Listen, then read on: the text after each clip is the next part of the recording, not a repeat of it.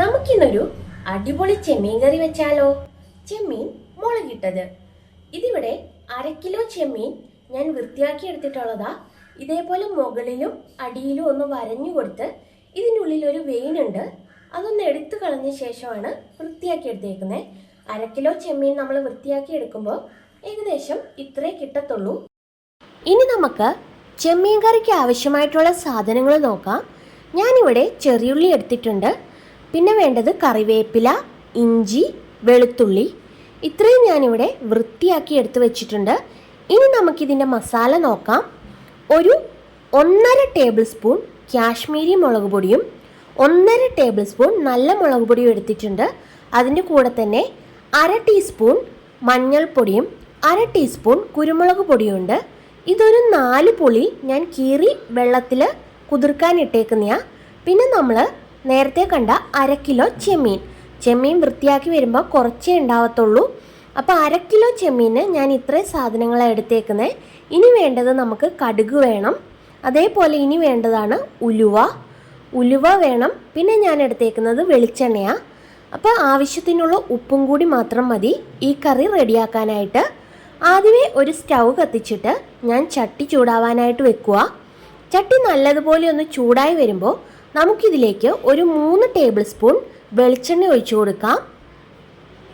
വെളിച്ചെണ്ണ ഇപ്പോൾ നല്ലതായിട്ട് ചൂടായി വന്നിട്ടുണ്ട്. ഇതിലേക്ക് നമുക്ക് കടുക് ഇട്ട് കൊടുക്കാം. 1.5 ടീസ്പൂൺ കടുക് ഞാൻ ഇട്ട് കൊടുക്കുന്നുണ്ട്. കടുക് നന്നായിട്ട് പൊട്ടി വരുമ്പോൾ നമുക്കിതിലേക്ക് ഉലുവ ചേർത്ത് കൊടുക്കാം. 1/2 ടീസ്പൂൺ ഉലുവ ഞാൻ ചേർത്ത് കൊടുക്കുന്നുണ്ട്. ഉലുവ ചേർത്ത് കഴിഞ്ഞാൽ നമ്മൾ പെട്ടെന്ന് തന്നെ ബാക്കിയുള്ള സാധനങ്ങളോട് ചേർക്കുക. കാരണം ചട്ടി നല്ലതായിട്ട് ചൂടായിരിക്കുന്നതുകൊണ്ട് തന്നെ അല്ലെങ്കിൽ ഉലുവ കരിഞ്ഞു പോകും. അപ്പം നമുക്ക് അരിഞ്ഞു വെച്ചിരിക്കുന്ന ഉള്ളിയും ബാക്കിയുള്ള സാധനങ്ങളെല്ലാം കൂടി ഇതിലേക്ക് ഞാൻ ചേർത്ത് കൊടുത്തിട്ടുണ്ട്. ഇനി ഇതൊക്കെ നല്ലതായിട്ട് ഒന്ന് വഴറ്റിയെടുക്കണം. ഈ കറിവേപ്പിലയുടെയും ഉള്ളിയുടെയും ഇഞ്ചിയുടെയും വെളുത്തുള്ളിയുടെയും ഒക്കെ ഫ്ലേവർ നമ്മുടെ എണ്ണയിലേക്ക് ഇറങ്ങി വരണം. നമ്മളിത് നന്നായി വഴറ്റിയെടുത്ത ശേഷം നമുക്കിതിലേക്ക് മസാല ചേർത്ത് കൊടുക്കാം. ഞാനിവിടെ മസാല ഒന്ന് നനച്ച ശേഷമാണ് ചേർക്കുന്നത്.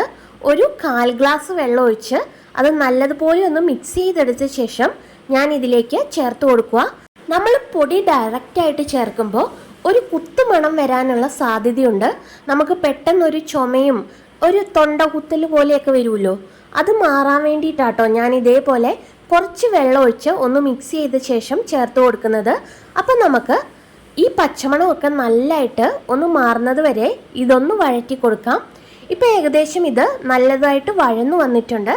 ഇനി നമുക്കിതിലേക്ക് ആവശ്യത്തിനുള്ള ഉപ്പ് ചേർത്ത് കൊടുക്കാം.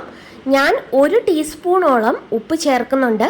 ഉപ്പൊക്കെ ആവശ്യത്തിനനുസരിച്ചിട്ട് ചേർത്ത് കൊടുക്കുക.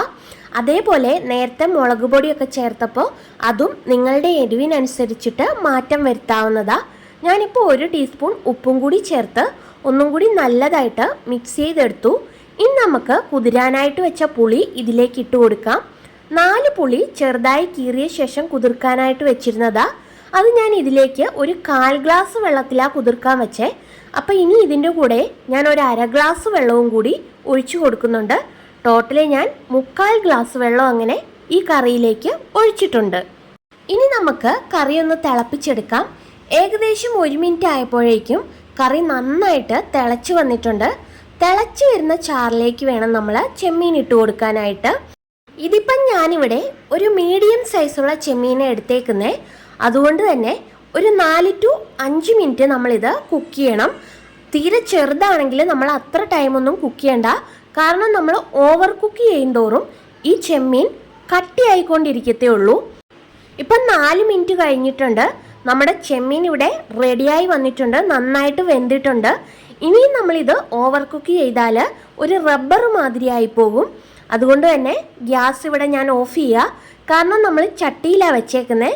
അതുകൊണ്ട് ഇതിൽ തന്നെ ഇരുന്ന് കുറച്ചും കൂടി ഈ ചാറൊന്ന് പറ്റുകയും ചെയ്യും, ചെമ്മീൻ ഒന്നും കൂടി ഒന്ന് കുക്ക് ആവുകയും ചെയ്യും. അപ്പം നമ്മൾ ഗ്യാസ് ഓഫ് ചെയ്തിട്ടുണ്ട്. നമ്മളുടെ അടിപൊളി ചെമ്മീൻ മുളകിട്ടത് ഇവിടെ റെഡി ആയിട്ടുണ്ട്. എല്ലാവരും ട്രൈ ചെയ്ത് നോക്കുമല്ലോ അല്ലേ?